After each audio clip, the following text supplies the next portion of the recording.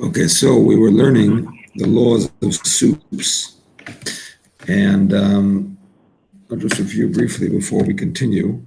We're in chapter 7, halacha 19 of Seder Birchos HaNehenin. And basically we learned that the bracha on vegetable soup is ha'adama. The How are you, bracha Rabbi? on, Baruch Hashem, how are you? The bracha on fruit soup is a machlokes, if it's shahakal or ha'etz. And the bracha on mezonah soup is mezonahs. And that's basically what we learned.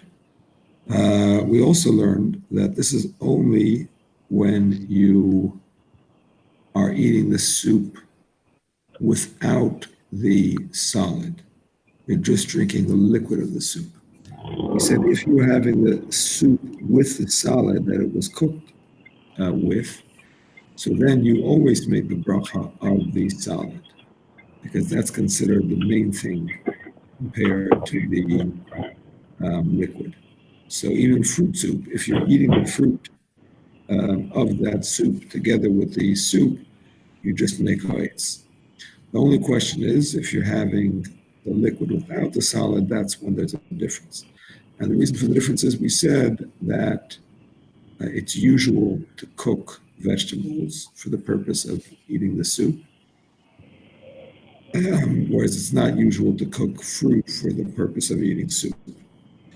So, there's different opinions about it, like we said. Some say that anyway, the soup is considered the same bracha as the fruit, because the taste of the fruit goes into the soup, into the water, and it becomes like nullified to that taste. That was the opinion of the Rosh. So therefore, if you were to say ha'etz on fruit soup, you would be yotze b'di'evad. But some say that the whole concept of soup, getting the bracha of the solid, is only something that is normal to be made into soup, and therefore would not apply to fruit soup. So that's basically more or less what we've been learning until now. Okay, halacha yutes.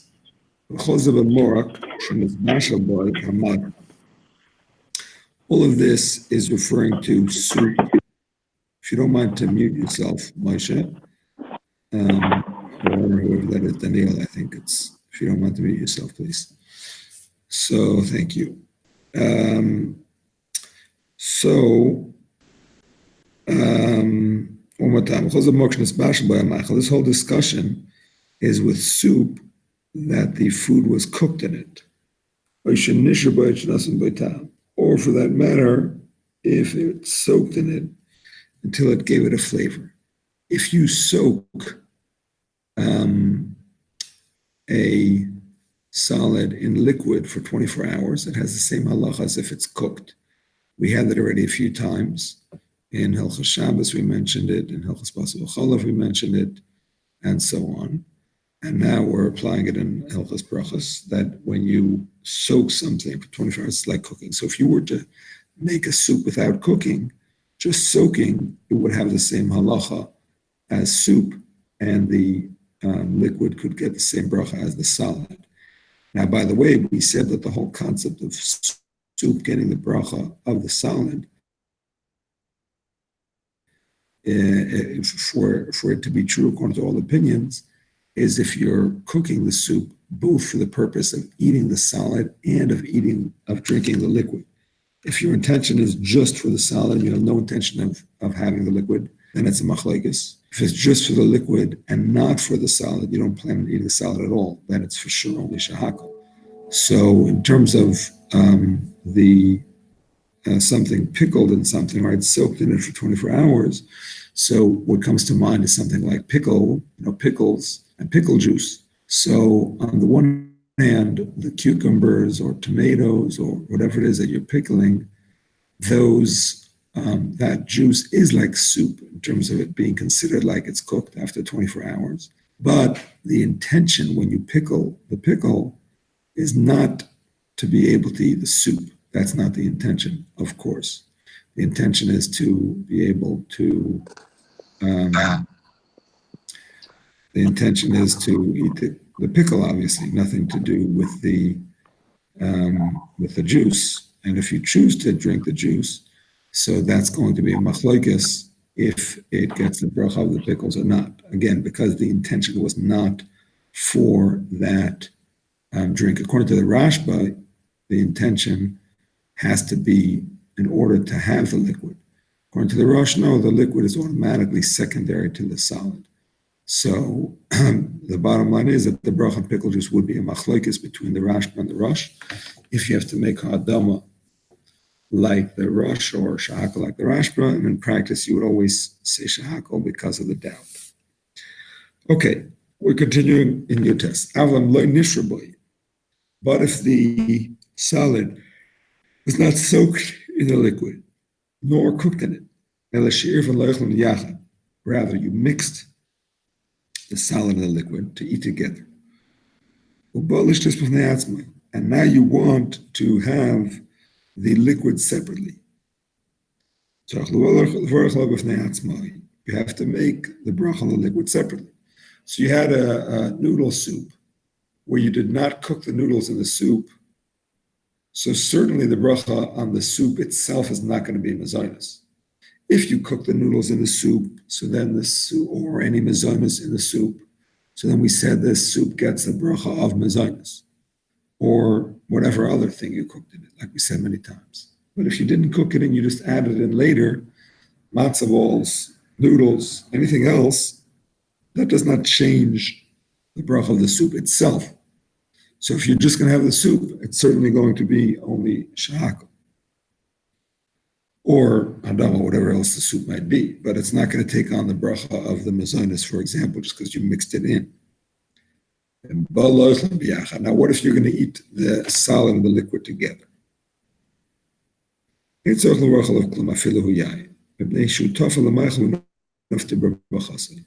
Presumably, when you mix a liquid and a solid, presumably the main intention is for the solid, and the liquid becomes secondary to that. I mean, a classic example is the breakfast cereal, right? You mix the milk in with the cereal, and the main intention is to have cereal. The milk is to soften it, to help it go down or whatever. So if you have a noodle soup, even if the noodles were cooked separately and added later, presumably they are considered the main thing. It's secondary. But that's only the presumption. If you specifically have a different intention, then the halacha is different, like he says. If your main intention is on the soup,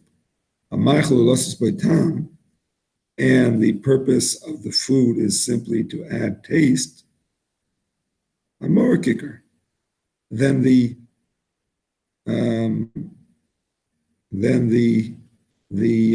soup is the main thing.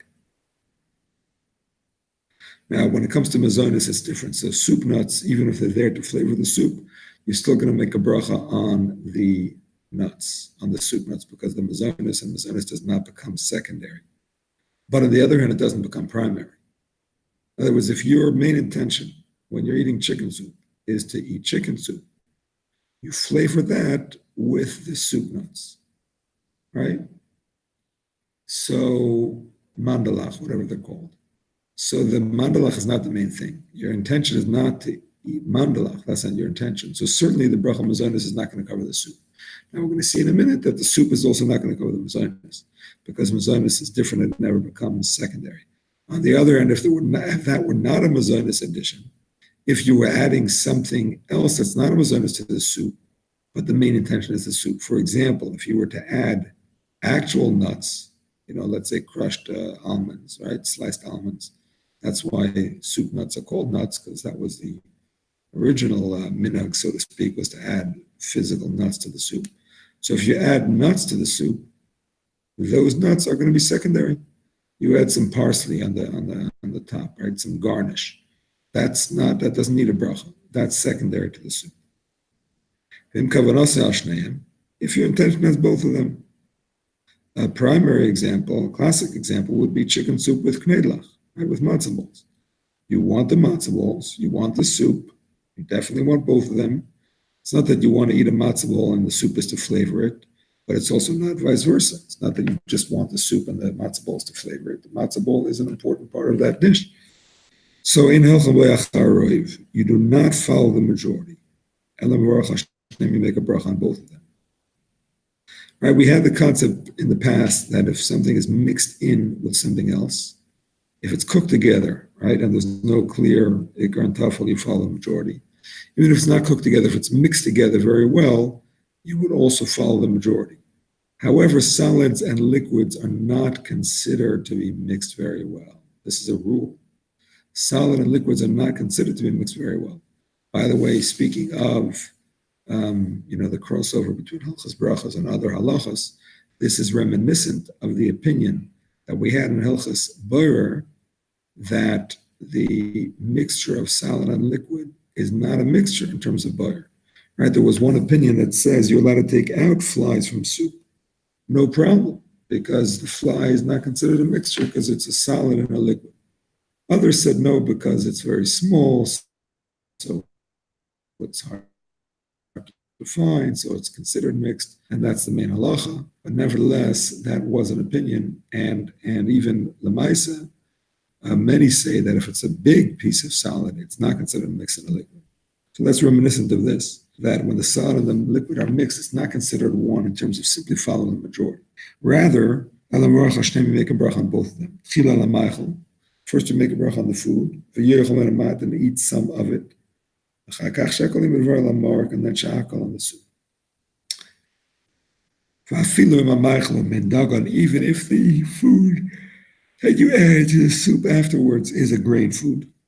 And we don't consider the grain food automatically to be the ikr.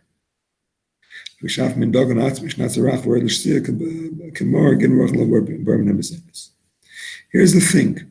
The concept is that when a mezonus is mixed in with other foods, it becomes the main thing, like we had in the past many times.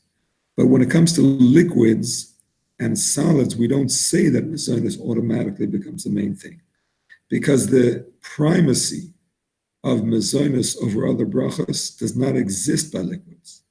Since a grain food that is turned into a liquid is no longer mezonus, right? Beer is made out of barley, it's not mezonus, right? Whiskey is made out of barley, it's not mezonus, or wheat or whatever, it's not mezonus.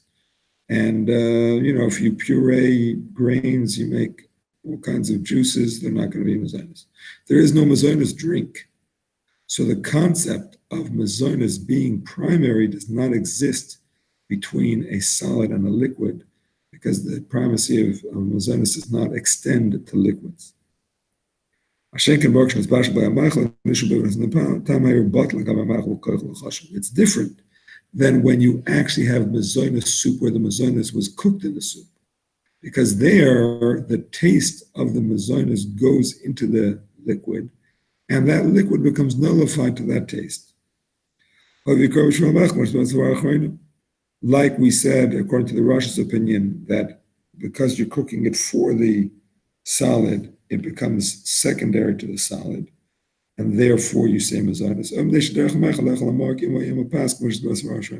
Or according to the Rashba, the reason was that when you cook a dish that is normally made into a soup, so that becomes part of it, and its bracha extends to it, simply because that's a normal way to eat it.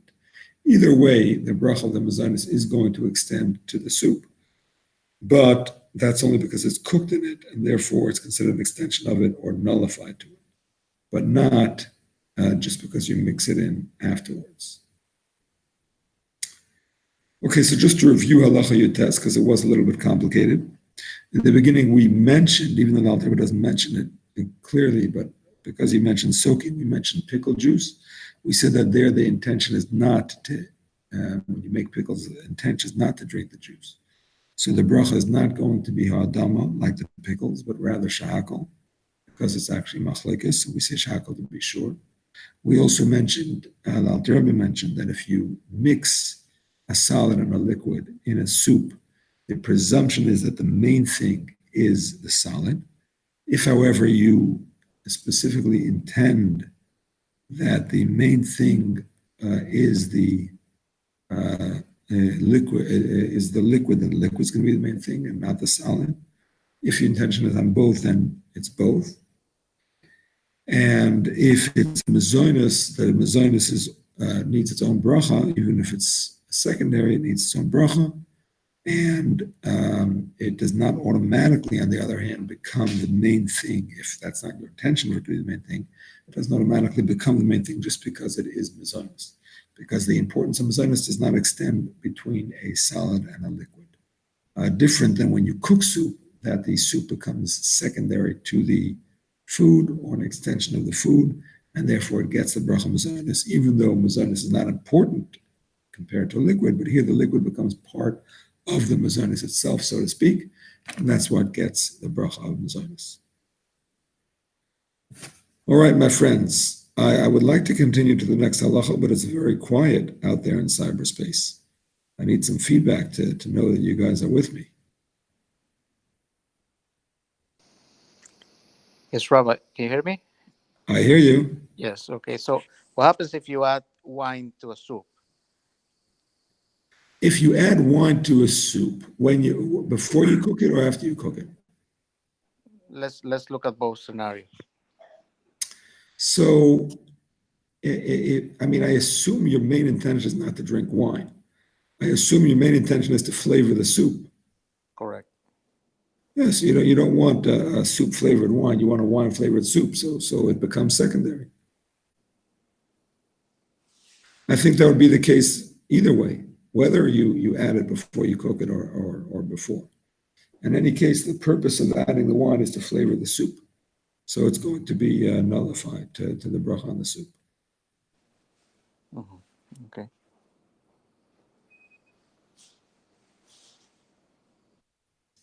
Anybody else? We lost a few people. I don't know where Daniel or Fall went, but let's continue. Halacha chaf. Afilu b'marok shenizbashal bai. Even when it comes to soup that it was cooked in, the whole machlokes between the Rashba and the Rush, we said, which is basically applicable to fruit soup, because vegetable soup and brie grease is hadama, like we said and explained. Mezonus soup is mezonus. The machlokes only applied to fruit soup, which is not normally cooked for the soup. But that whole machlokes only applies if it's just a fruit soup. But if it's a fruit soup that has meat in it, I've never heard of such a dish, but if there is such a thing, here's the halacha. If you added meat to the soup,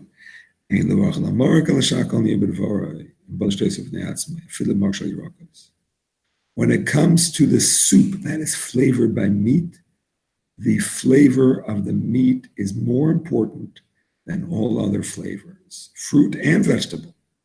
Says. Even vegetable soup, if it's cooked with meat, and now you're going to be eating just the soup without the solid, you make shahakol. Kitam, habasa shubamarok, the flavor of the meat in the soup is more important than the flavor of the vegetables or the fruit. Now, this is if you're just drinking the liquid. If you're just drinking the liquid, and it's a soup that was made both with vegetables and with meat. Now, if the vegetables are cooked as a secondary ingredient to the meat soup, for example, a standard chicken soup has some vegetables in it. It has carrot, it has celery, maybe it has an onion, maybe it has some garlic, maybe it has some parsnip, I don't know, whatever other interesting thing you might want to put in there.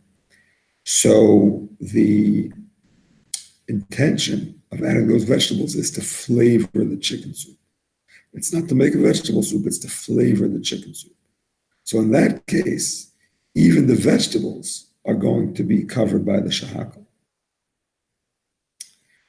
So you make one shahakal whether you're eating just the liquid or the solid as well, even the vegetables themselves. Obviously, you should say shahakal on the soup or on the chicken and cover the vegetables. You shouldn't say shahakal directly on the vegetables. But once you say shahakal on the soup or the vegetables, you cover those vegetables. There is no need, and it's in fact forbidden, to take a vegetable from the soup and say ha'adama on it. I repeat, this is a very important halacha.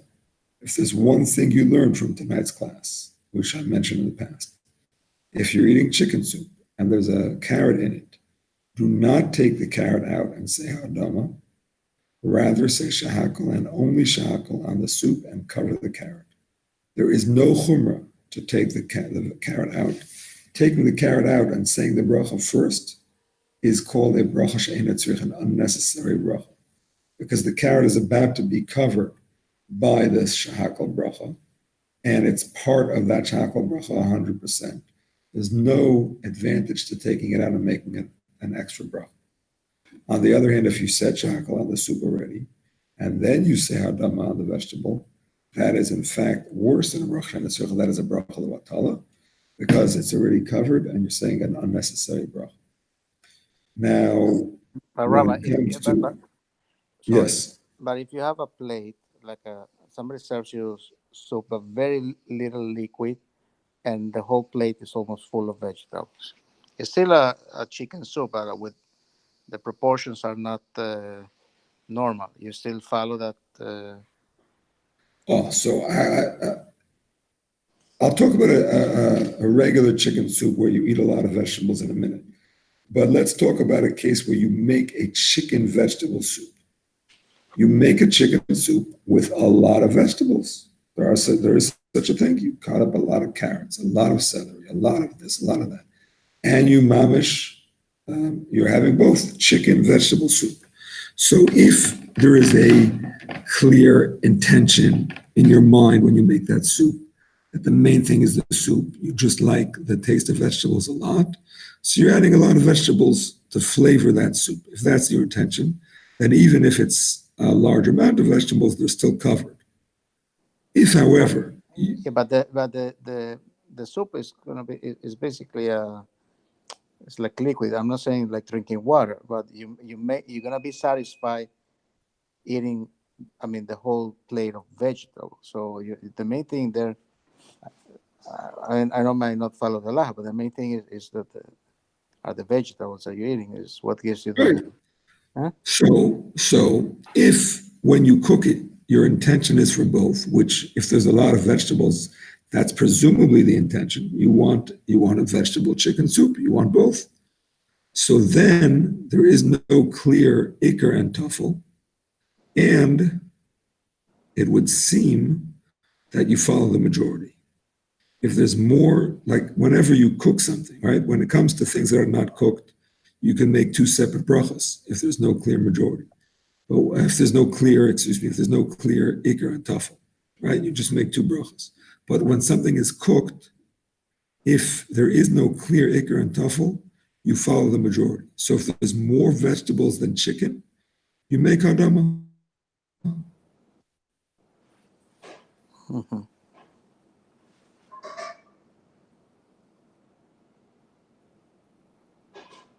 I lost the audio, I think. Huh? If you make Okay, sorry. if you make a vegetable chicken soup and you want both, you want the flavor of both, you make a bracha on the majority. If there's more vegetables than chicken, you make the bracha on the vegetables, and you cover the chicken. Mm-hmm. Okay. Now another scenario. Let's say if you have Yeah, a regular chicken soup yeah, with vegetables, and you yeah. take it and you put it on the blender, and you make a chicken vegetable cream, Right, which is also soup, but it's a cream soup, whatever. right. So where are we now? So we're going to see later that according to Ashkenazim, whenever you blend vegetables, It's always going to be shahakal. Shahakal, Shahakal. it was shahakal, yeah. So regardless of the chicken, even if you would just blend a vegetable soup without any chicken, it would become shahakal, because once it loses the form of vegetables, it becomes shahakal. Now, when you make soup, of course, there's no form of vegetable in the soup, but the liquid of the soup is secondary to the solid of the vegetable, which still exists, right? And therefore, it's covered by the hadam. Even if you have it separately, it's still hadam. It's considered part of the vegetable, secondary to the vegetable. Rebbe, I have a question. Let me just finish. But if the vegetable itself is blended, so then it becomes shahakal. It's interesting. When the vegetable is not blended and you're just having the liquid, mamish the liquid without any vegetable, it's hadam. But when the vegetable itself is blended, even though it's the vegetable itself that you're drinking in the form of a shake or a blend, it becomes shahakal because it lost its shape and form. Yes, Moshe, go ahead. Thank you, Rebbe. My question is, that's in the opinion of the Ashkenazim, but for the Sephardim, does it also fall into that category of shahakal? When it's No, blended? we're going to see later. We're going to see later that Sephardim follow the opinion that when you blend something, it does not lose the bracha. For Sephardim, if you blend a vegetable soup, type of vegetable soup that is hadam, meaning to say you cooked a lot of vegetables and water, and your intention was both to eat the vegetables and the water, which is a hadama soup. If you blend it, it remains hadam for Sephardim. So thank you.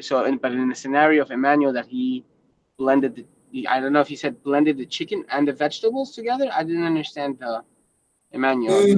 Yeah, Emmanuel was talking about blending the chicken and the vegetables. So in that situation, what would be? Well, it depends what the bracha on the soup was. If the bracha on the soup was hadama, because it was majority vegetable, then it would stay hadama for Sephardim. If it's majority chicken, then it's shahakal. Then it obviously stays shahakal. Is it a vegetable soup or a chicken soup? I mean, if I want to drink a chicken soup, there's more chashivas in the chicken. Usually, you go by. Sorry, not usually. You go either by ikar and tofel. What's your main intention? If there is no clear main intention when you made the soup, you go by the majority. So that's what we say. Normal chicken soups, the main thing is the chicken. But if you have a lot of vegetables, then it's not so clear. And if there's no clear intention for one over the other, you simply follow the majority. Thank you, Rebbe. Sure.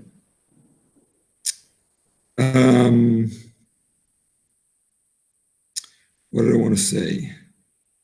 There was something I had in mind to say, and I don't remember what it was. Oh, yeah. This was a question that I thought Emmanuel was asking, but even if he wasn't, it's a good question. Let's say you take soup that is for sure shahakal, a regular chicken soup, right? It has vegetables, not a lot of vegetables, not more vegetables than chicken, or even if it is more vegetables than chicken, but that's not your intention. Your intention is to serve chicken soup. What are you serving? It's Friday night. I'm serving chicken soup. It's like one of the Seder Birchos, Friday night, you got to serve chicken soup. Okay, maybe it's not that Seder Birchos. Maybe it's the 11th one. But whatever. It's an important thing. Chicken soup on Friday night. So that's your intention. And even if there's a lot of vegetables, that's not your main intention. You'll eat the vegetables. You won't eat the vegetables. It's not your intention. Okay, one of your guests says, I like the vegetables. Can you please serve me the vegetables of the chicken soup? So you put on the plate, you put, all the vegetables, and maybe there's just the soup comes in with it also. There's a little bit of soup on it and so on. You mean on the same plate? You put it on Yeah, you give them a bowl with vegetables because that's what they like. And there's some soup in it also, let's say, because, it came out with some soup. It has some soup, but they're mamish eating the vegetables of the chicken soup. What's the halacha?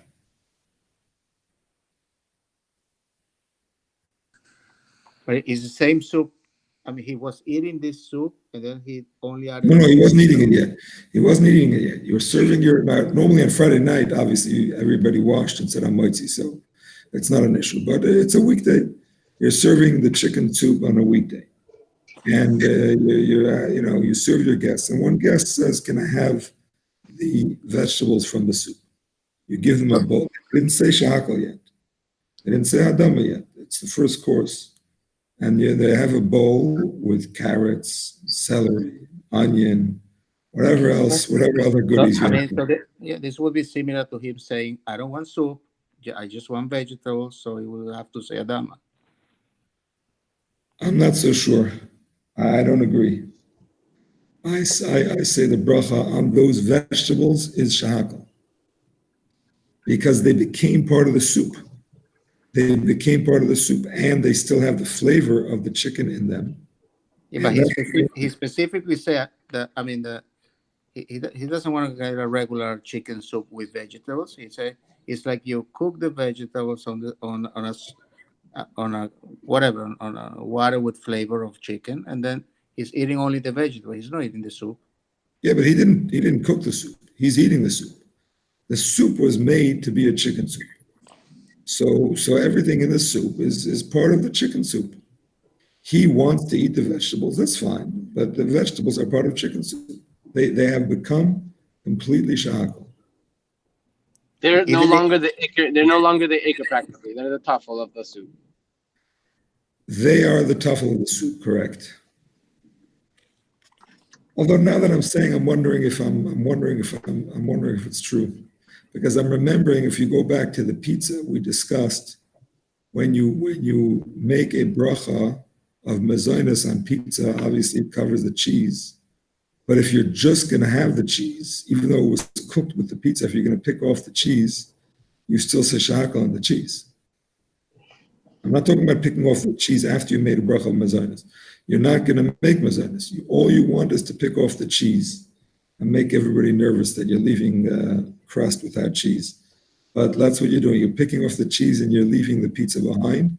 You say shahakal. We said that in the past. You don't say mezainis on cheese. So maybe over here also, maybe you should say just hadama, because maybe it's not tafel if you're not eating the soup at all. I'm not sure. I'm not sure. I'm going to have to leave that. I'm going to have to leave that as a question. I'm not sure of that.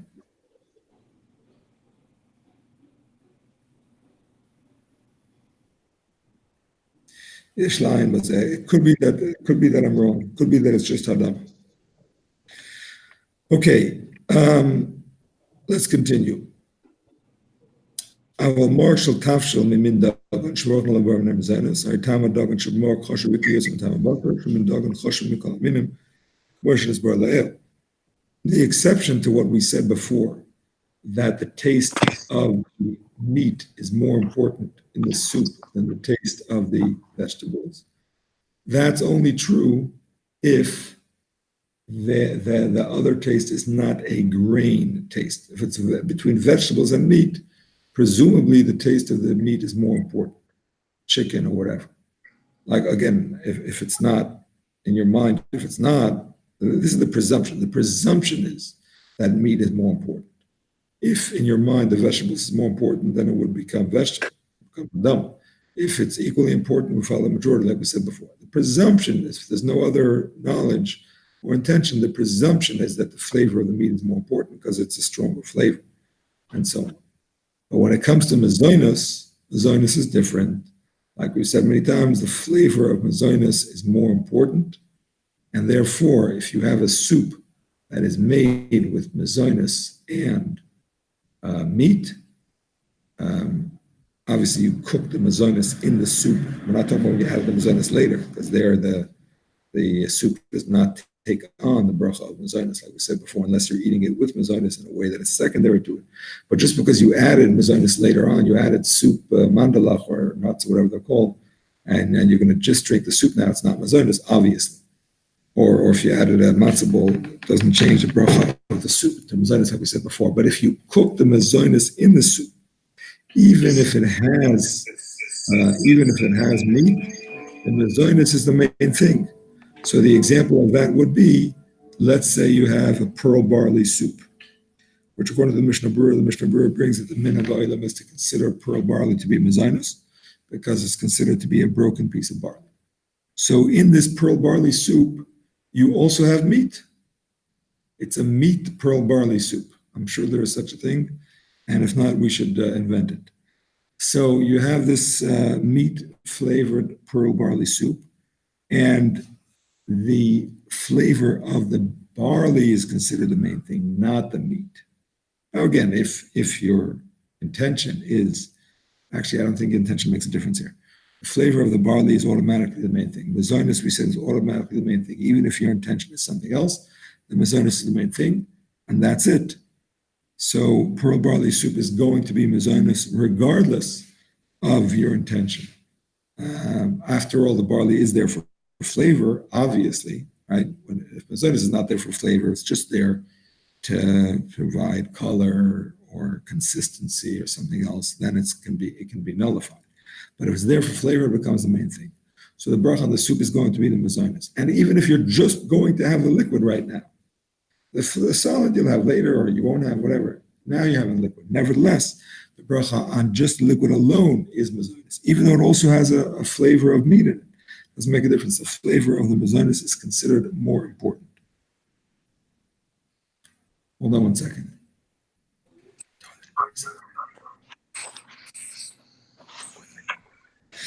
Okay.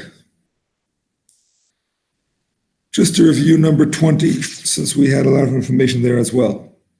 If you have a meat or chicken soup, the presumed main flavor is the meat or the chicken. 1 second, 1 second. Cheryl, go to your bed, please. I'm staying on the floor.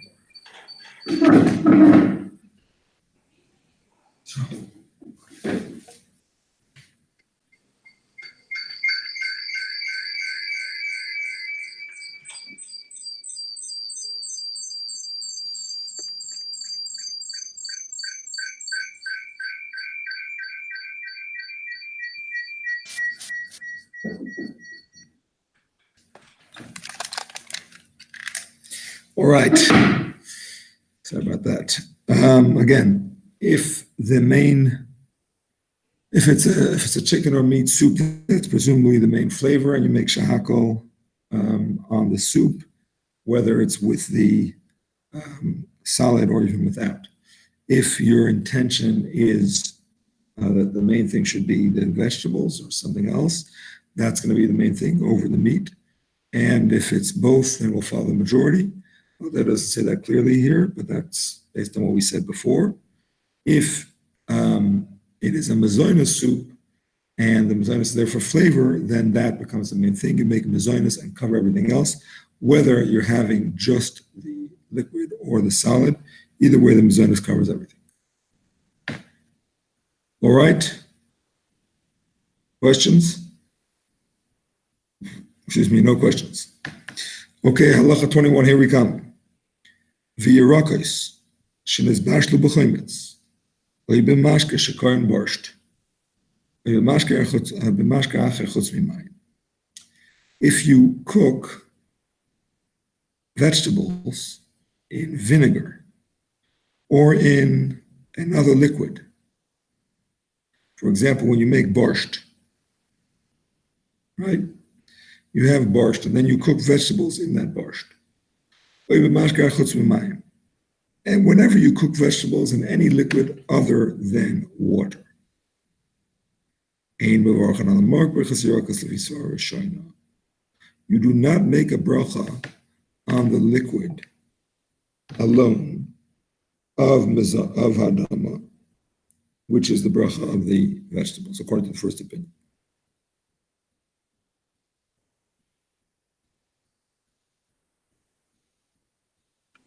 Wait, borscht is not in water when you make the borscht?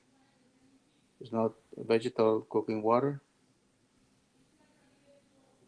Here he's talking about borscht that you have from before, and now you're cooking vegetables in the borscht. You follow? Okay. I don't have the English. How does he translate it in the English? You have the English there? Manuel? Hello? Yeah, sorry, I was muted.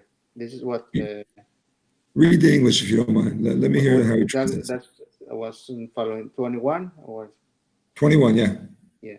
When veggies are cooked in vinegar or in there is a parenthesis with points there, borscht or some other liquid apart from water. Yeah, so that's what it is. We're talking about not making the borscht. We're talking about cooking the vegetables in the borscht. Okay. Okay, and obviously the borscht is a shahakal borscht, based on what we said before, right? Because if it's hadama, then of course it's going to be hadama now that you cooked it with vegetables. It's not gonna change it to less than hadama. But if it's a shahakal borscht, why would a borscht be shahakal? Let's say you cooked it without the intention of eating the beets at all.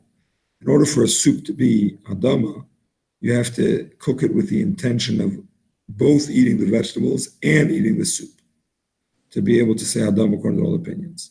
So let's say this borscht was not made that way, right? So let's say therefore the borscht itself is shahakal at this point. Now you go ahead and cook vegetables in it, and you want to eat those vegetables also. So now what's the halacha? So now basically we're going to have a machlokes. Again, we had a machlokes before between the Rashba and the Rosh. I'll just go it over briefly because it's these two opinions are expressed here concerning this case.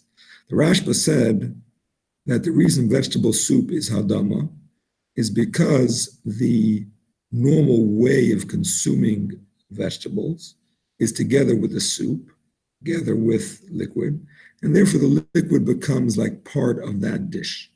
It's considered part of the dish of the vegetable. That's the pain of the Rashba. The pain of the Rosh is that the flavor of the vegetable goes into the water, and that becomes the main thing in the water. And therefore, it becomes like the bracha of the vegetable. And that's why we had a machlekes between the Rashba and the Rosh about fruit soup. According to the Rashba, that the pshat is that it's normal to cook it for soup. That's not true about fruit. So therefore, the fruit soup, if you just have this soup, is going to be shahakal. According to the Rosh, the point is that the flavor goes in and becomes the main thing. That's true about fruit soup also. So now we're going to see that this machlekes has bearing upon a vegetable soup that is made not with water, but with liquids other than water that have their own flavor. Here goes. Ein bevorchen ala mark. Birchos HaYerokas, lefi svar Rishon. Shein me Yerokas chushum k'moisam leshem mevashlim lehem ad shipnu tam b'hem v'yochlem gam kein. When does a liquid become the same bracha as the solid? Is because you cooked the solid in the liquid, it gave it a flavor, and it became part of the solid.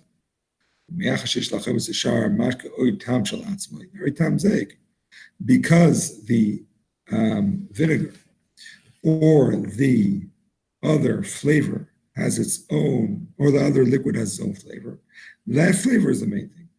We only say that the vegetable soup is like them, that does not have the flavor of its own.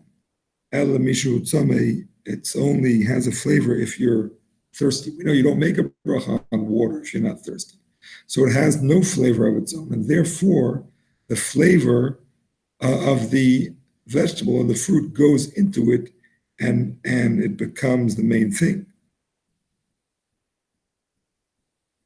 I think the first opinion here is the Rosh, actually, not the Rashba. Let me just go back and get clear which opinion is first and which is second.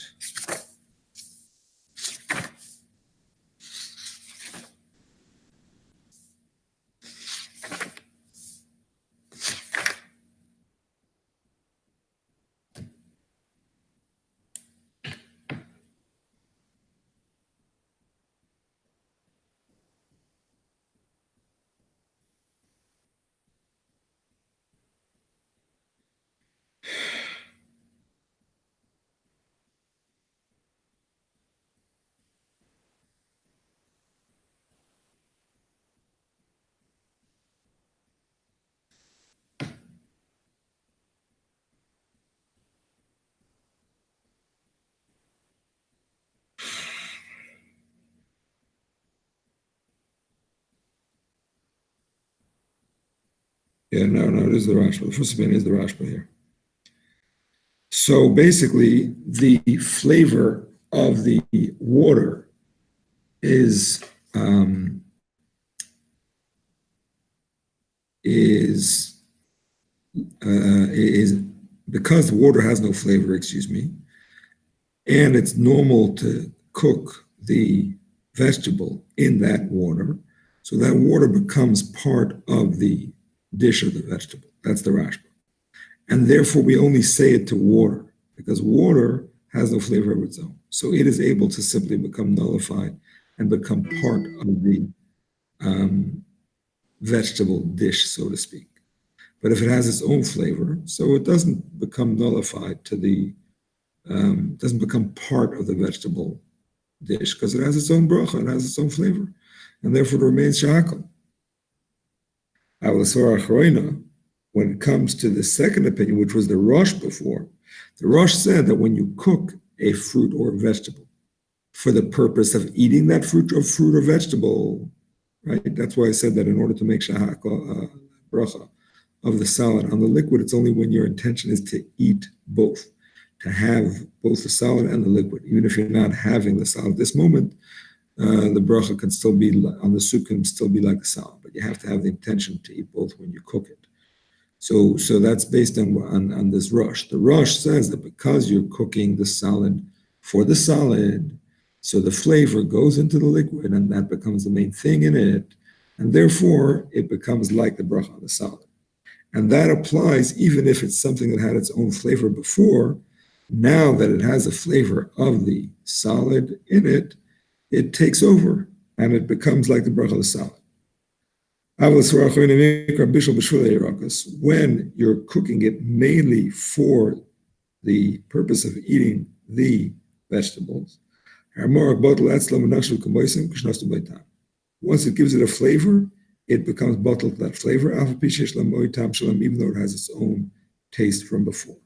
So again, according to the Rashba, it becomes part of the dish of the solid, and it only becomes that if it has no flavor of its own. If it has its own flavor, it doesn't automatically become that. Whereas according to the Rush, when you cook something for the purpose of eating it, the water becomes nullified in terms of that flavor going into it. And that applies even if the water has its own, the liquid has its own flavor from before. So the bottom line is a soup made with vinegar or wine for that matter. You were asking before, Emmanuel, about a soup made with wine. A soup made with wine, according to the halacha we're learning now, let's say the majority of the liquid is wine, for example. If it's a minority, then it's not going to make a difference anyway. If the majority of the liquid is wine, and you cook vegetables in it or something else that would normally become the main thing, and the soup would take on its bracha, you would have a machlekes. According to the Rashba, the bracha would still be hagafen on the liquid alone, if you're just having the liquid. According to the Rosh, the bracha would be the bracha of the solid.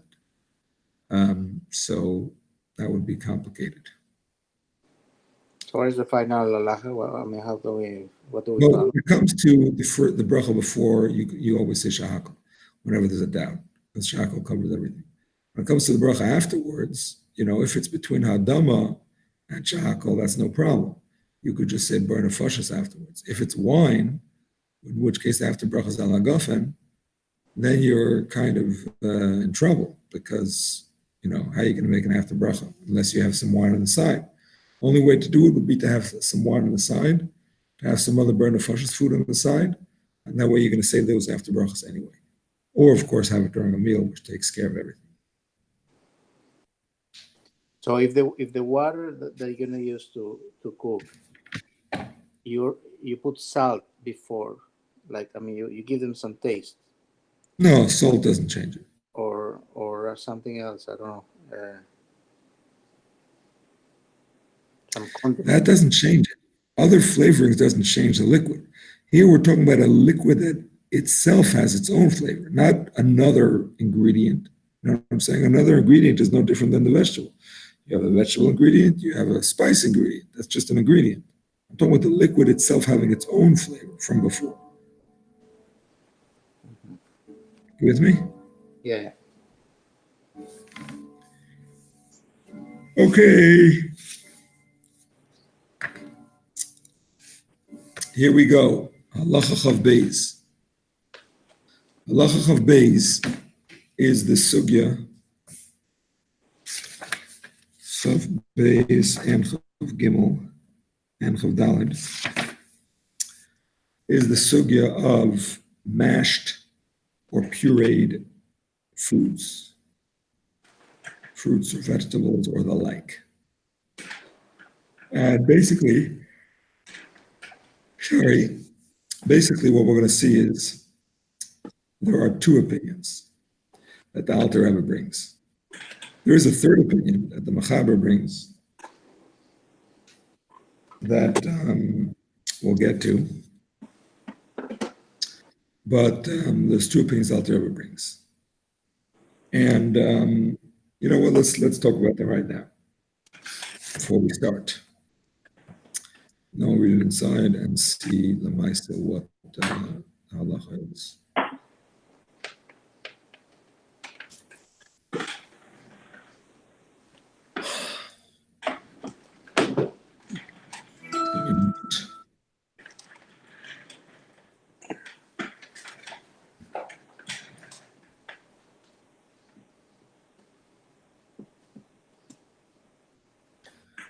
So we'll get it in the Mechaber just in a moment.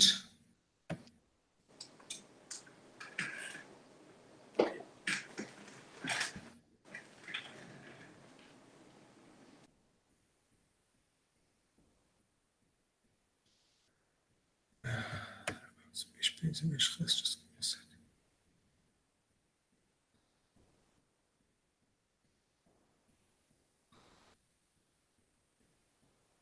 Here it is, Reish Beis.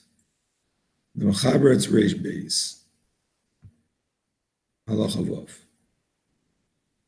Okay, so basically the Rambam says that if you crushed dates and you made them into a dough,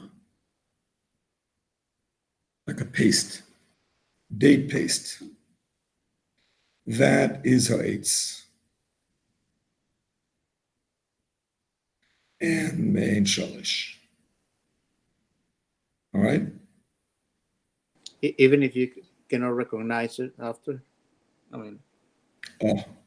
So there is a machlokes within the Rambam what he means.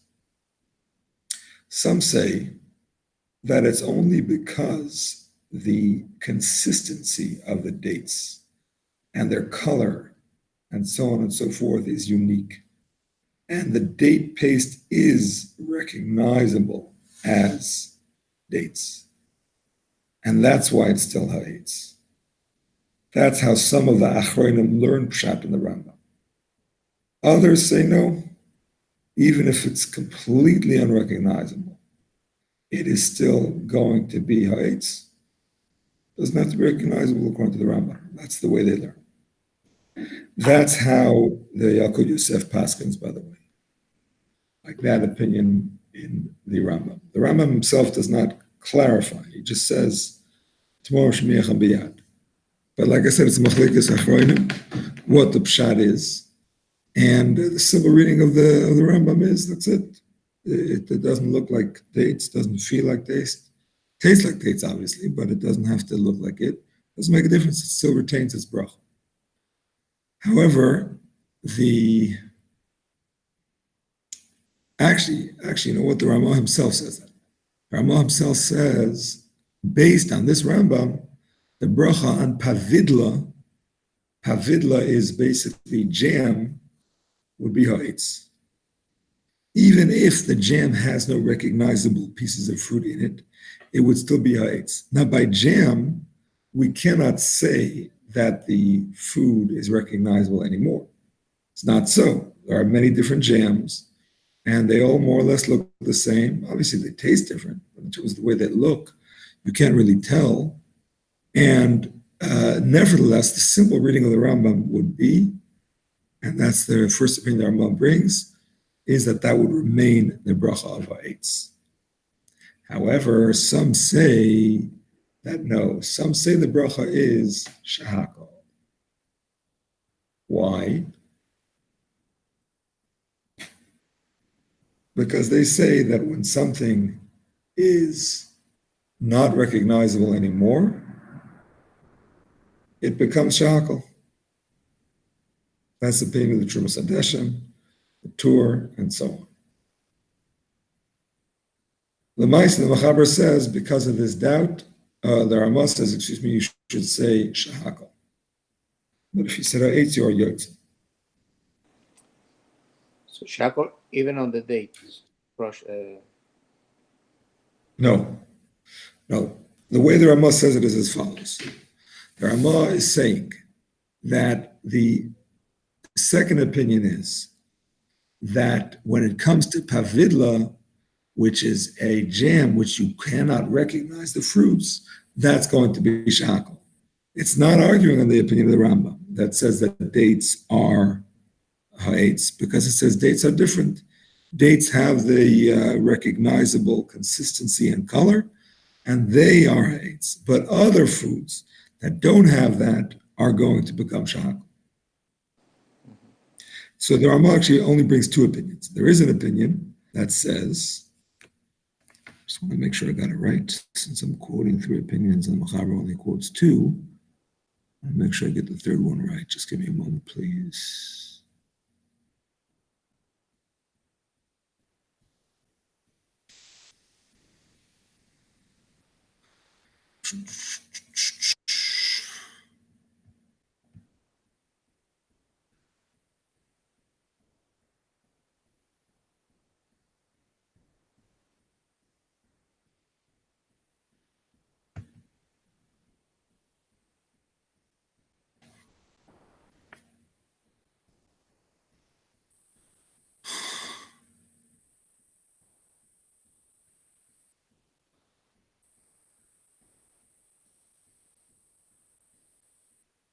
Yeah, Rashi is the third opinion.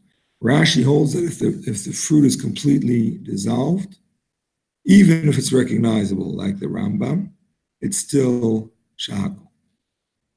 So that's the third opinion. That opinion is not brought down in the Shulchan Aruch. Okay.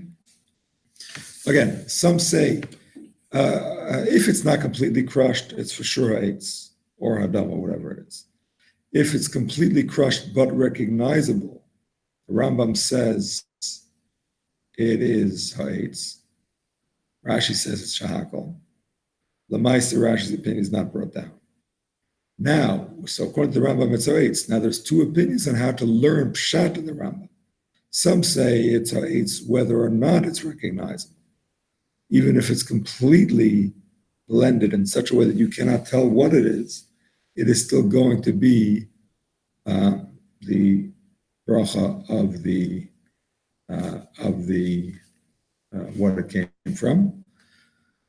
Whereas others say no. Others say that dates are unique or not unique. I mean, dates are anything like dates where you can actually tell what it is going to retain the bracha. But other foods that when they are crushed in such a way that you can't tell what they are, they become shakal. Those are the two opinions brought down in the Machaber. And now let us learn the Alter Rebbe. Rabbi, Yes? the Rambam talks specifically about dates, not about other. Correct. Mm-hmm. So if some say he means only dates. Yeah. So that was. Some say it's just an example and he means anything. It's an example, or it only applies to dates? His opinion. That's a machlokes. It's a machlokes. Some say it's only dates or anything like that where you can recognize what it is. And some say no, it's any food. Dates is just an example. It's any food crushed, no matter how finely or thinly it's crushed.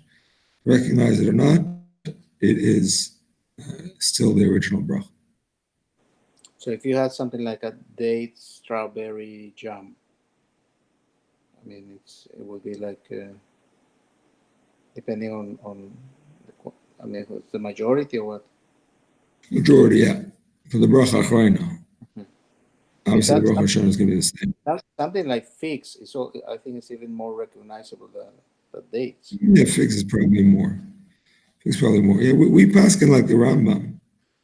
We don't pass like Rashi. So I mean, dates, I don't know, once you mix them with strawberry, maybe it's hard to tell. But if you have regular date paste, that is considered to be ha'etz for sure.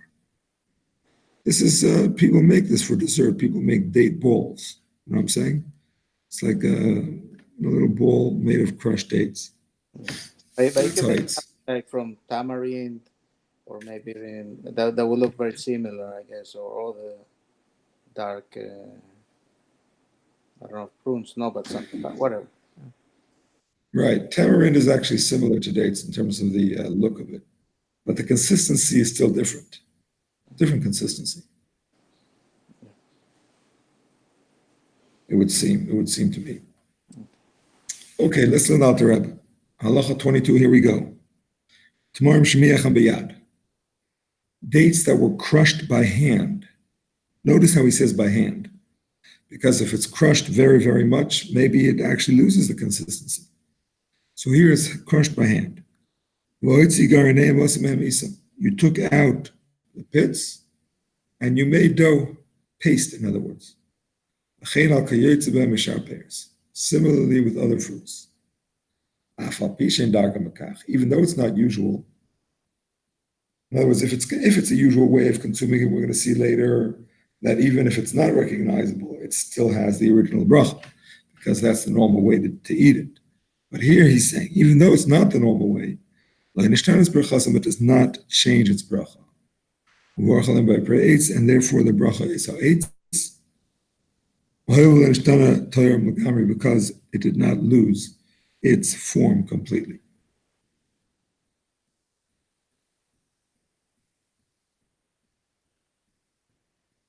Okay? That's the key line. It did not lose its form completely.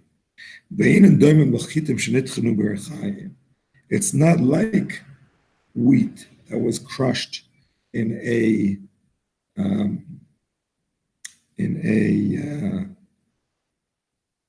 do you say rechaim, in a mill. It's not like wheat that's crushed in a mill. Or even if you crush wheat and make it into flour that's not very thin, you make it into flour that has like bits in it. It still tastes like wheat. And it's somewhat edible raw. Now, regular flour is totally not edible raw because it's like paste. Nobody wants to have the dry paste in your mouth. Fresh wheat is considered edible raw, right? It doesn't get the bracha of mazonos because it's not the normal way to eat it, but it is considered edible. You do say hadama on it. So here you crushed it and you made it into flour that has bits in it in such a way that it is still considered edible. Nevertheless, you don't make hadama on flour because that's not recognizable. Can't tell what kind of flour it is. It just looks like flour. Therefore, you only say shahakal. Same thing applies to beans, even if they're cooked. If you crush them in such a way that they're not recognizable, they become shahakal. How does he translate grape in Shalmelach, Emmanuel? You have the English there?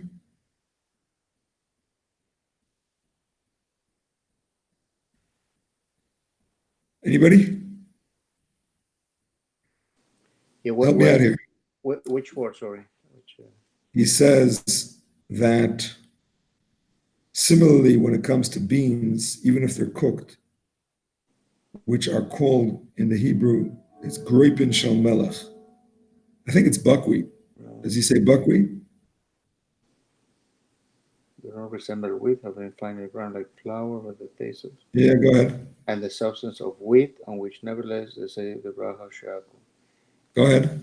The reason for this is that the wheat has a further elevation in being made into bread. Consequently, since the wheat, it's in parentheses, has been changed from its natural form through grinding, without yet reaching through this change its final level, that of bread, This change removes and lowers it from the lahi category of produce, literally fruit, which it had before it was changed. Are you in 22? Yeah, 22. Well, I didn't hear the line about the beans. The beans. The beans. Beans, buckwheat. From the beginning, or It's like in my Hebrew version, it's in the second wait, paragraph. wait. Wow, sorry, it's reading 24. And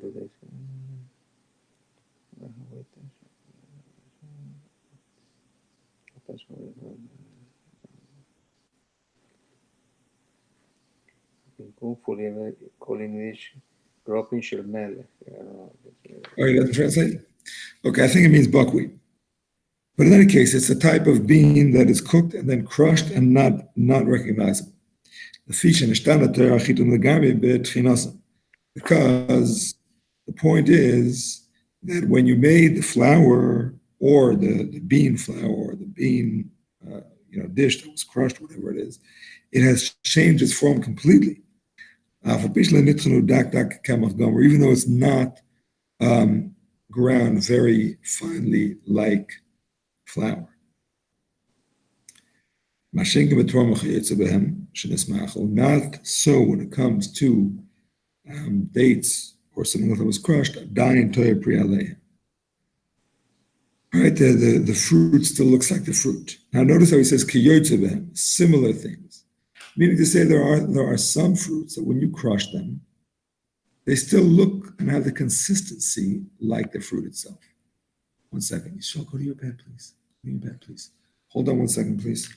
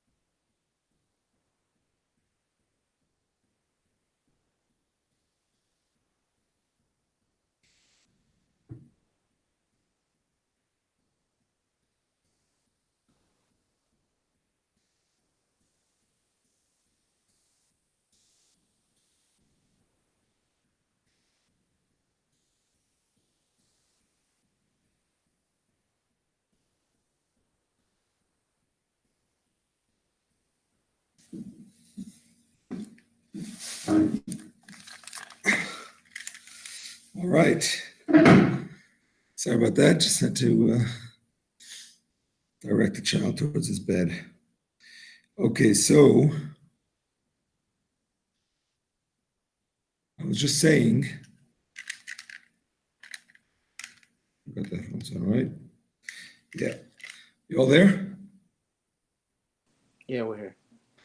I was just saying. I took a picture of the English page and sent it. I don't know if you got it. You can see it. Let me check my chat.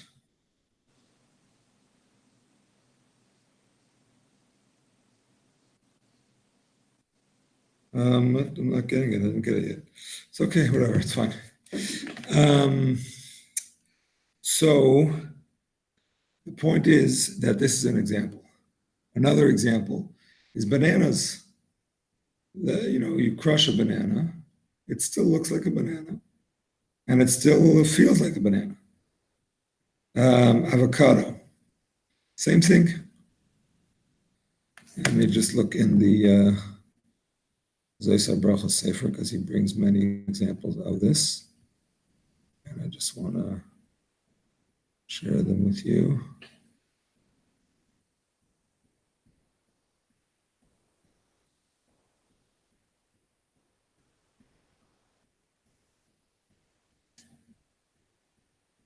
Oh, now I'm getting it.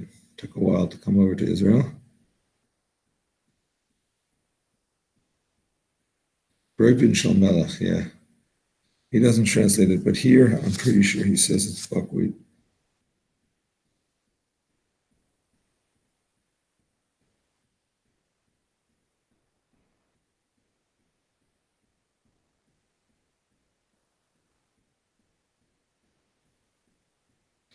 Okay, I don't know where I got that translation from, but that's what I have in my head.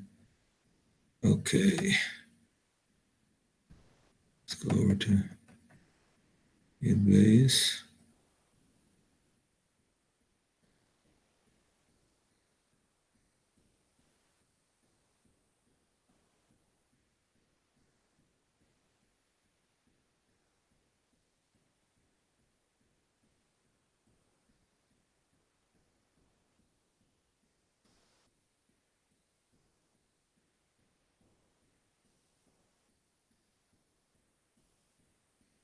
Oh, he doesn't give examples here. I thought he did.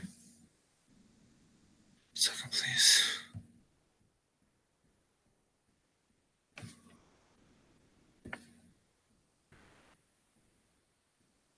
Oh, here it is. Here it is. Another example he gives is potatoes. Mashed potatoes, he says, are hadama, even according to this opinion. According to the next opinion, of course they're hadama, because the next opinion says you don't have to be able to recognize what they are. But even according to this opinion, he says mashed potatoes looks like mashed potatoes, even though it's thoroughly mashed and there's no pieces in it, it still looks uniquely like mashed potatoes. Now here's a chiddush, and this is not clear because it's a machlekes in the Achronim. But he brings many opinions that say that even if you made instant potatoes, right? You can make you can get this powder that's made of dehydrated potatoes. You can mix it with hot water, and it becomes mashed potatoes. So on the one hand, you can say, well, it already lost its, you couldn't recognize it when it was a powder. So just because you mix it with water, it doesn't become hadama again. He brings from Reb Shlomo Zalman and others that since at this time it is recognizable as potatoes, and of course it is actually potatoes. So he says that it's still hadama. According to the way he's understanding, again, this is in the Sefer Seder Birchos from Rabbi Mandelbaum. According to his understanding, the problem, if it's not recognizable, is a technical problem. It's not recognizable, so technicality, you can't make the right bracha, it's not recognizable. As soon as it is recognizable, regardless of the fact that in between it wasn't, but that technical difficulty is gone, so you're left with the original food, plus the fact that it's recognizable, and you can make the bracha. Others say no. Once it's changed from its original form to the point that it's not recognizable, it loses its bracha. It's no longer that food anymore. As such, it's not going to become that food just because you mix it with water. So that's a bit of a machlekes. So And the same macro that would apply to any food that you dehydrate and you like make it into a powder and then reconstruct it. I think we mentioned some milk, powdered milk. I think. Well, milk is charcoal anyway, so it doesn't make a difference. Yeah, it does. But anything like that, if it goes back to looking like it originally looked, of course, if it looks like something else afterwards, obviously it's not going to make a difference. Oh, I see you posted it in Hangouts. Okay, I wasn't checking Hangouts. Okay. Val tapuche adama. Sorry. The same thing he says is potato kugel. No, sorry. He says it depends. If the potato kugel is made of chopped potatoes, so you can actually see the pieces, then it's considered recognizable. If it's blended potatoes, that it becomes like a complete mush, then he says it's not considered recognizable, just because it's baked or fried or however you cook it, and therefore it becomes shakal. Bananas, like I said, he says is considered recognizable. Eggplant, crushed eggplant is considered recognizable. Even if it's mixed with mayonnaise, he says, because the eggplant itself, between the mayonnaise, is recognizable, it still has adam. Avocado is recognizable, even after it's crushed. Okay, let's continue the Alter Rebbe.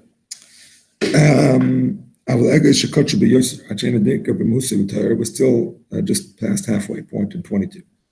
But a nut that was crushed very much to the extent that it's no longer recognizable in its essence and its form, so too sesame that was ground up very much, you make shahakal on them because that's not the normal way. Now, if you want to say, what are you showing me, Emmanuel? I just I sent the English of the next Okay, page. Anita. Okay, thank you.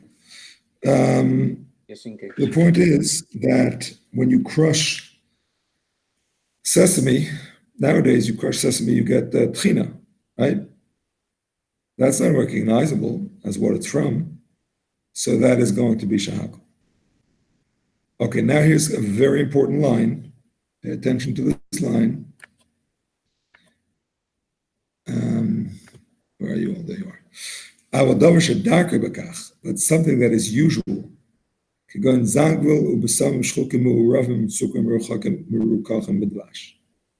For example, ginger and other crushed spices mixed with sugar or honey. It doesn't change its bracha. So too, roses, which are hadama, like we said in the past, and similar things. That the normal way to eat them is to crush them and fry them. You make their bracha. Even if they are very crushed to the extent that they're not recognizable at all. And this too is the way that they are eaten. Okay, so this is a very important line. When something is processed in such a way that that's the normal way to eat it, then it does not lose its bracha. So for example, we spoke in the past about the fact that the bracha on oil is ha'etz. Of course, we don't normally drink oil, and if you drink it, it's not usual, so you don't make a bracha. It's only if it's a medicine, blah, blah, blah, blah, blah. But in theory, if it would be normal to drink oil, the bracha would be ha'etz. Why? Because that's the normal way to consume oil, to consume olives, excuse me. The bracha on grapes, again, we make hagafen because it's more important. But if not hagafen, it would be ha'etz, because that's the normal way to consume grapes. When it comes to solid foods, it's the same thing.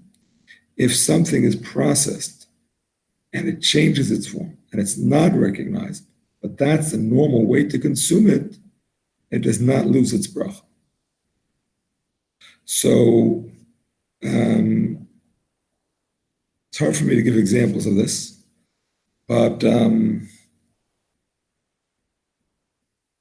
there are many things that come to mind, but in practice, in most of these things, we actually say shahakal, but let me see if there's any examples he gives here.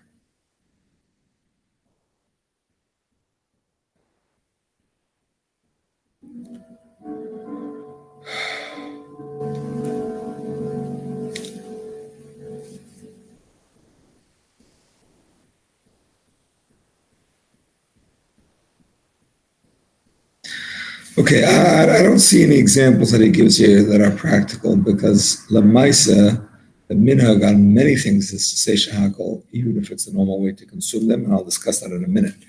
But an example that I heard from Rav Chaim Shalom Deitch is that popcorn, he says, is hadama. Some places can say it's shahakal, but he says it's hadama. He says why? Because he says there is a specific species of corn that is planted specifically for popping, and therefore that is considered the normal way to consume that corn. And therefore, even if its form is changed, even if it's not recognizable, it's still going to be hadam, because that's the way to consume that particular type of, corn. Now, for your information, there are others that say that popcorn is hadama for another reason. And that's in the Sefer Seder Birchos HaNehenin. Mandelbaum says popcorn is hadama not because of that reason. And in fact, he brings that there's room to say that we don't follow this specific subspecies of corn that is used to make popcorn. We follow corn in general. What is the normal way of eating corn in general? Definitely not popping. Could do that, but that's not the normal way to consume corn generally. So he says it could be that you have to go by the general way of that general species, not that subspecies. But his point is that popcorn is not crushed. Popcorn is the actual thing itself. It just popped open. This whole discussion, says Rabbi Mandelbaum, of it being recognizable or not, only applies if it was crushed. If it was not crushed and the whole thing is still there, as is, just turned inside out, so what? So what if you can't recognize it? It's actually the same thing, right?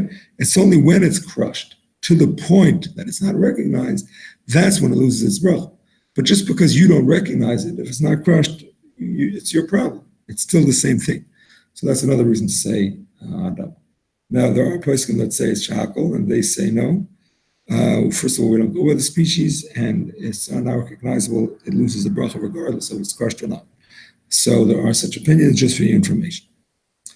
Okay, Lamaisa,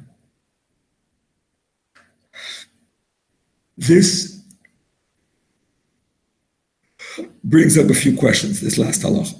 First of all, why don't we say ha'etz on orange juice? According to the perspective that we follow the specific subspecies, so there is an orange that is specifically made for crushing, right? Juice oranges. So that should be the normal way to consume it. So why don't we say ha'etz on orange juice? The same question can be said about sugar. The normal way to consume the sugar cane or the sugar beet is as sugar. Why don't we say ha'etz on sugar? The normal way to consume the cocoa bean is chocolate. Why don't we say ha'etz on chocolate? The normal way to consume the coffee bean is as coffee. Why don't we say the ha'etz on coffee? All right, these are all questions. What about hummus? Why don't we say ha'adama on hummus? Chickpeas. Truth is, I'm not sure if it's the normal way to consume chickpeas. Rabbi Mandelbaum, in his research, suggests that although it's certainly not abnormal to make chickpeas into hummus, it's not the majority of the chickpea crop. So that's not so clear. But nevertheless, it's worth this. It's worthy of discussion. So there's a few points here. Let's deal with one of them at a time. First of all, the V'zos HaBracha brings that the whole concept that it retains the original bracha, if that's the normal way to consume it, perhaps does not apply if it looks not just like it lost the original form, but if it gets a new form. If it gets a completely new form, then some say it loses the original bracha. So I'm just repeating what he says, although it's hard for me to explain it, because the fact is, olive oil looks nothing like the olive. And grape, wine looks nothing like the grape. So it's hard for me to explain this opinion, but I'm just saying it because the minhag is that we don't say I ate on chocolate. I've never heard anybody say I ate on chocolate. So to explain that minhag, he brings this opinion that even though when something is consumed in the normal way, it retains the original bracha, if it gets a different form, not just that it loses its old form, it gets a different form, then perhaps it does lose the original bracha. So that's why they say that chocolate should be ha'etz, the minhag is to say shahakal. So that's why chocolate, to explain the minhag that chocolate is shahakal. As far as coffee is concerned, there's a totally different svara. And that is when you cook something. We said before, this goes back to soups. Basically, coffee is the soup of the coffee bean, right? It's the soup of the coffee bean. It's the liquid that you cook the coffee bean in. We said before, in order to make a bracha on the soup like the salad, your intention has to be to eat the salad. If your intention is just for the liquid, not for the salad, then you don't make the bracha of the salad on the liquid. So basically, that takes care of coffee. Same thing applies to tea. The normal way to consume the tea leaves is as tea, but you never eat the leaves. You're only, obviously, right? You're only having the tea, which is the soup, so to speak, of the leaves.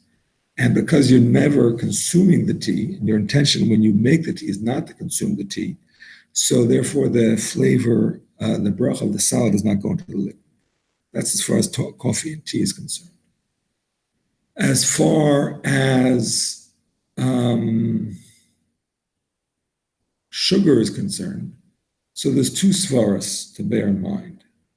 First of all, there's a svar that the Mishnah Berurah brings, that the sugar cane is not considered a pri at all. Even the fruits of the ground have to have the form of a pri, some kind of fruit, something that grows in the ground, even though it's edible, if it does not have the shape of the form of a fruit, is not ha'adama. That's a big chiddush, by the way, because normally you think it grows from the ground, it's adama, right? An edible grass, right? Herbs are basically edible grasses.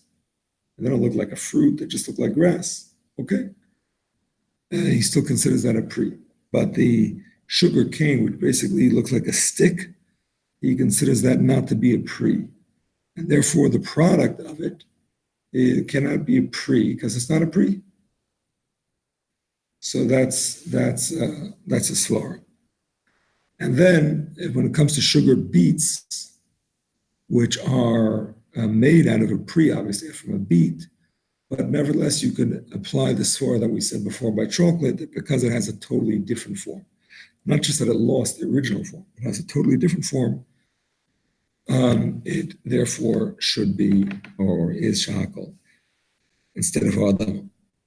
Now, why the cornflakes is still adama then?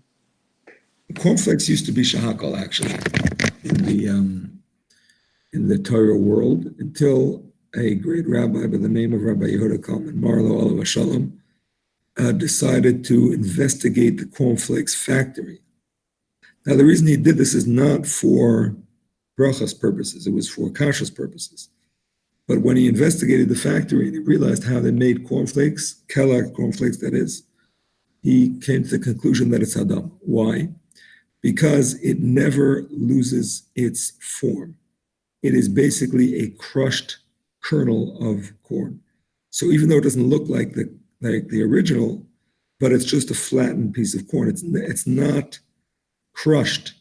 In other words, when it comes to, this is following the swar of the same bracha that like we mentioned before, of the Seder Birchos HaNehenin, the one we mentioned before, that popcorn is hadama, not because that's the way it's consumed, but because it's simply not crushed. It's just a popped corn. So even if it's not recognizable, it retains the bracha. The same thing can be said about corn flakes. It's a flat kernel of corn. You have a kernel of corn, they roast it and they flatten it. So it's not crushed, meaning to say it's not pureed, it's not made into something else. It's the same exact thing. So even if you can't recognize it, it does not lose its bracha. I texted the ingredients of Kellogg's cornflakes. It says 88% corn.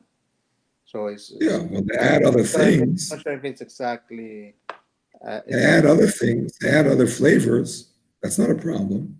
But the corn itself is not crushed into a corn meal and then reconstituted to make a flake, as it is by some cornflakes, by the way. But Kellogg's cornflakes is not that. It's the actual thing itself crushed. Now, of course, they also add other things. Fine. Flavors, sugars, whatever, that's all fine. That doesn't change the flake itself.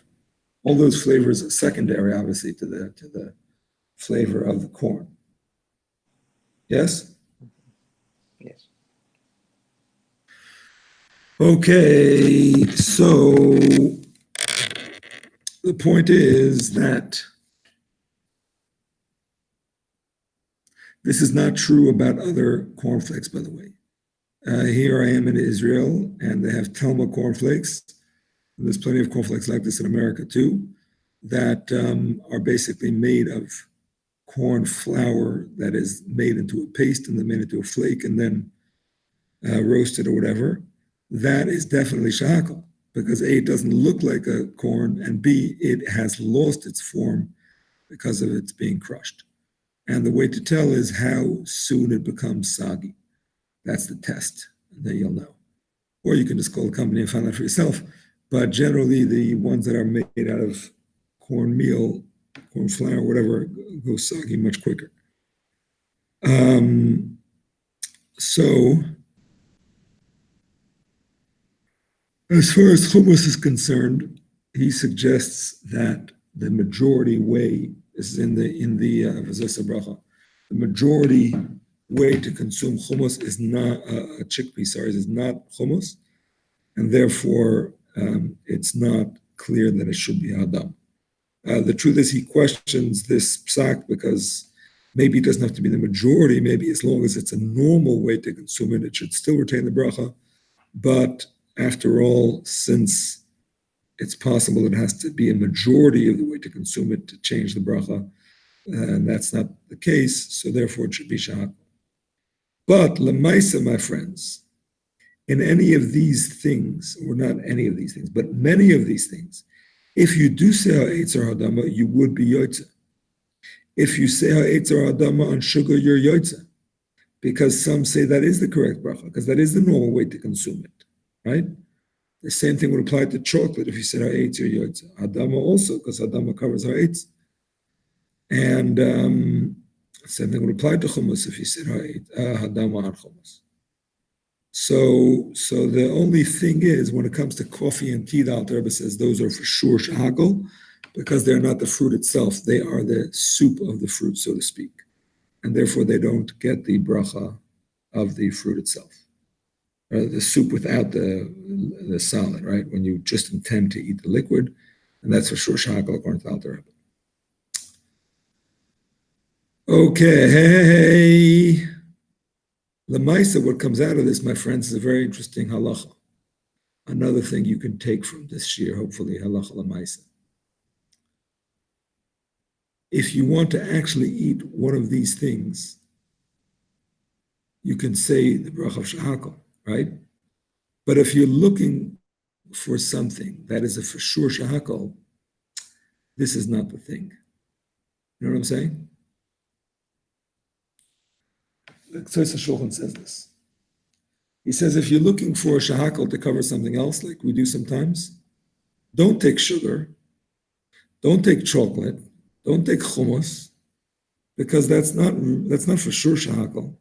So why would you try to get out of a question by going into another question? Similarly, if you have a ha'etz and chocolate, right? You're eating dessert. And for dessert, you have apples and chocolate. Don't say ha'etz first on the apples, because maybe that covers the chocolate, right? Say shahakal on chocolate first, because that way you're not covered by the eights. I mean, I know you're changing the order of the brachas, but it's for a good purpose.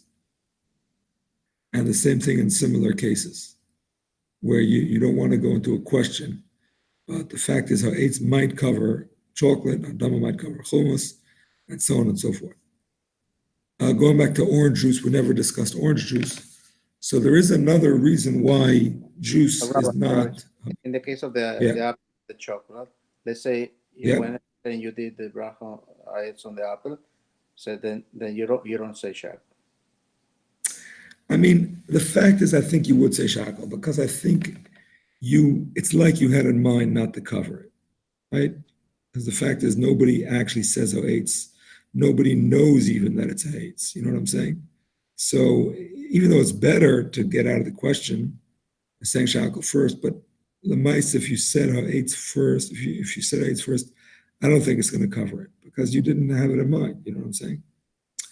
Nobody actually covers it. So I think it's as if you had in mind not to. B'di'evet. It's better to say it in the other order. But b'di'evet, that would be the case. Sure. Now, when it comes to juice, there's a whole other svara, which is, I think, the Rosh says. I mean, it's in the Gemara really, but the Rosh explains it that the liquid that comes out of juice when you squeeze it as zayabal is only considered the sweat.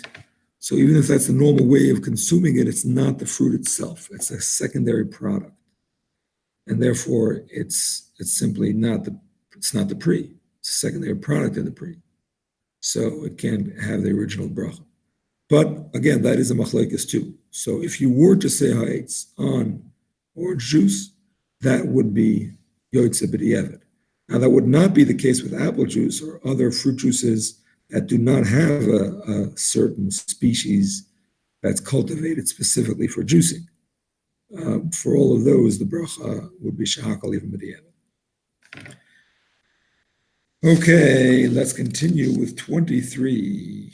V'chein peres mevushalim, oy metugan, sheni moichel yedei habishul. Similarly, fruits that were cooked or fried and they disintegrated through cooking, kigoin gud gedoniyos metuganim, shikarim pavidla. For example, cooked cherries. Let me look in the manual's translation that he sent me. Make sure I got that right. Cherries, yes, which are called pavidla in Yiddish. And Fried cherries, not cooked. Fried cherries, okay. Makes a difference if you cook it or not. Yeah, I don't know. I guess they used to fry them. I've never heard of this dish, but whatever it is. And it lost its form and shape. And that's not considered the way to consume them. So again, if you're making cherry preserves, cherry jam, or whatever it is, the bracha is going to be shahak. But if they are not completely disintegrated, but rather they were crushed, and their mamoshes is still there. Let's get this some translation here. If, however, they were not completely disintegrated cooking, but were only cut up and pressed together, and their substance still remains, thank you. Their bracha has not changed, though it's not the normal way to eat them. Right? Now, by the way, when something is cooked in a way that it diminishes the flavor, then it goes down to shahakal. That's a whole different point, right? We said that in the past. That's something that is nishtana legreyasa, something that's changed in a worse way, goes down in a bracha. But here we're not talking about it. It's not any less flavorful. It's not considered an inferior product. It's just not the normal way to consume it. So if you can tell what it is, it's going to retain the original bracha. If you cannot tell what it is, then it loses the original bracha. Okay, this is all the first opinion, my friends. I'm glad that you all have it clear because here comes the second opinion. Again, just to review, the first opinion says that if it still has a recognizable form or shape or consistency, it's going to have the original bracha. If it does not have that, it becomes shakal, unless that's the normal way to consume it. Says the Alter Rebbe in Chavdala 24, Yeshem, some say, Sha'afilu peiros. This is a simple reading of the Rambam, like we said before. And some Achanim learn this way. Yeshem Sha'afilu peiros she'nemech legamre bebishul. Even fruits that are completely disintegrated through being cooked. Or she'nichteshu beyoser, or they're very well crushed. Ad she'ein mahusam b'terem nikar klal, to the extent that they are not recognizable at all in terms of how they look. Lo nishtanes birchosam, their bracha has not changed, ben chayim, ben memushalim, whether, thank you, Emmanuel, whether raw or cooked, unless they change for the worse, like we said before. Even though that's not the normal way of cooking. Once again, like I mentioned, this is how the Mechaber, simply the Mechaber paskins, the Akut Yosef, and Sephardic paskin this way. And therefore, according to that opinion, blended soup would be a primary example of this, right? Cream of broccoli soup, right? Cream of potato soup, cream of anything soup, right? Or just pumpkin soup that's blended. Any soup that is blended in such a way that you cannot tell what it is going to be a machloitus. According to the simple reading of the Mechaber and the Sephardic Psak, it's going to retain the original bracha. According to the Ashkenazim, it's going to become shahakal. That's shahakal misafik, by the way. So, of course, if you say hadama, now we have to address the question of the flour.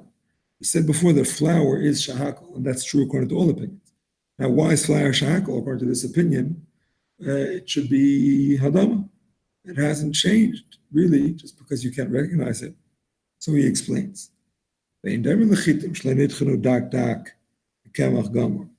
not like wheat, which has not been ground very thin. Rather, it still has the flavor and the consistency of the wheat. You still say shak, right? So it has the bits in it. It's edible. It tastes like wheat. No, different. There's a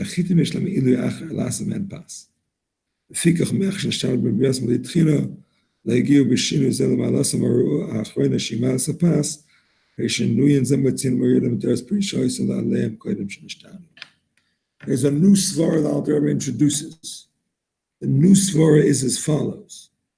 When it comes to wheat, because its ultimate is to become bread, which is obviously a higher level, and you started to change it towards bread, that in-between stage is considered nishtana legreis.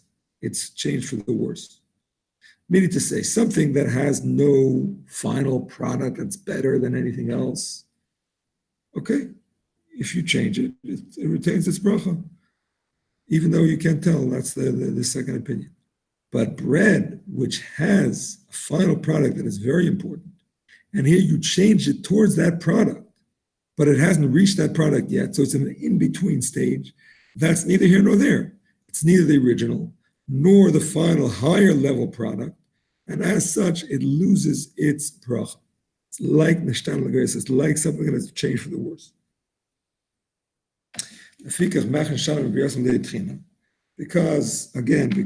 it is changed from the way it grew through grinding. It has not reached with this change to its ultimate goal, which is to become bread.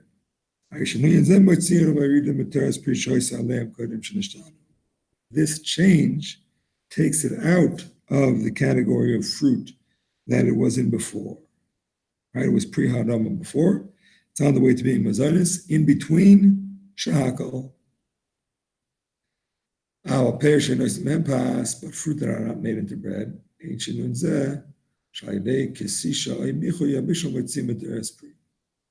So the fact that you crushed it through grinding or through cooking and then mashing does not change it from the original. Unless it changed for the worse by being cooked, like was explained already earlier in chapter 6. Mina kidneys, when it comes to mina kidneys, when it comes to legumes, here's a chiddush. What about legumes? You could make bread out of them. You could make lentil bread, right? You could make almond bread. I mean, I don't know if almond are legumes, but whatever, different things. You could make bread out of corn bread, cornmeal. So, what's the bracha on those things? He says, first of all, when you crush them and you make them into flour, cornmeal, or lentil flour, or almond paste, or whatever, all those things, because they're on the way to being something better, they are shahakal. Even if it's just a bit of grinding or crushing. For example, millet and other things that you make mashed porridge out of. Shikorin kasha migroibin. That's buckwheat, actually. Here it's buckwheat.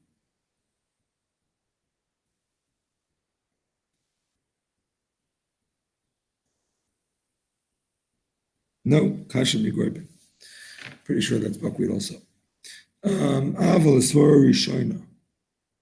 Okay, again, so according to the second opinion, the reason that you make bracha of shahakal on the flour of kidneys, of legumes, is because it's on the way to becoming something better. But the interesting thing is, even when it becomes something better, it's still shahakal. That's the interesting thing, because there it looks totally different. See, this goes back to the chocolate situation, and this is a support for the minute to say shahakal on chocolate. Why don't we say hadama on lentil bread? Nobody says that, even the second opinion, because there it has a new form completely, and therefore it is shaham. When it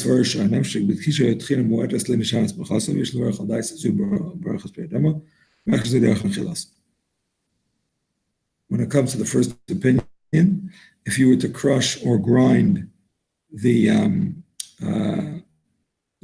kidney is somewhat, so even though it's on the way to being something better, but it's still recognizable for what it is, and it's a normal way to consume it, it would still stay with the original bracha. Well, the Indian halacha, as far as halacha is concerned, Safek brachas lalka b'diavad, about everything we've been saying, when it's in doubt, you have to be mekel and say shahakal. But if you already said ha'etz, obviously you could not say another bracha. That's the all opinions. You should say shahakal and fulfill all opinions. So I just want to point out that this eitzah of saying shahakal, he doesn't spell it out here, but it is spelled out in the Shulchan Aruch, and that is this eitzah will only help you for the bracha rishona. Bracha rishona will help you for. Bracha achrona may or may not help you. When it comes to a food that is from the Shivas Aminim, right? If you were to make date paste in a way that completely loses the form, if you were to, he spoke here about crushing it by hand, right? But if you made it in a blender and it completely lost its form, then it would be shakal to one opinion, and ha'etz according to the second opinion. So saying shakal is not going to help you, because the after bracha, you're going to be stuck with the question of burn of fashas or al-eretz al-peiros seha or peiros or whatever it is. So therefore, you're going to have to eat it either during a meal or have it together with other shivas aminim fruit and other burn of fashas foods or whatever it is. So that is basically what we've learned today. We learned about soups and mixtures of solids into soup after it's cooked, and mezona soup and meat soup, and also about something that is crushed, loses its form. If it's somewhat recognizable, it retains the bracha. If it's not recognizable at all, if it's the normal way to consume it, it retains the bracha. If not, it's a machlekes. Some say it retains the bracha, some say it doesn't. The halacha for Sfardim is that it retains the bracha. The halacha for Ashkenazim is that it loses the bracha. Unless b'diavad you made the original bracha, you would be yotzeh as well. All right, my friends, the clock is striking 5 a.m. here in the Holy Land, and I still have to write my Parsha Halacha email. So I wish you all a good night and a good Shabbos. Okay, thank you. Have an easy fast on Sunday. My pleasure. You too. Same to all of you. We should see each other in Yerushalayim, Yer Kodesh, the built-up Yerushalayim with the Beis Hamikdash. Amen. Okay, good night, Bishops. Good night.